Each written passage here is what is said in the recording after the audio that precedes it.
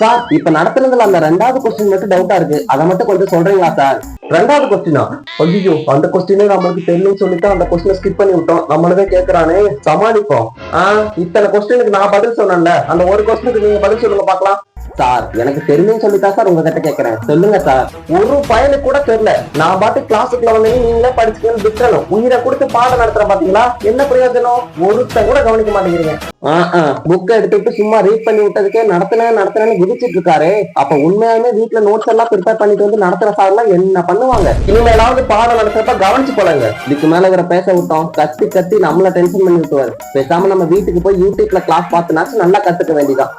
உங்களுக்கு எல்லாம் பாடம் நடத்துறதுக்கு நாலு பெருமாட்டம் ஆக்கி போயிடலாம் போல. இவர்கிட்ட எல்லாம் வந்து பாடம் படிக்கணும்னு என்னோட தலையில இருக்கு, என்னத்த சொல்ல.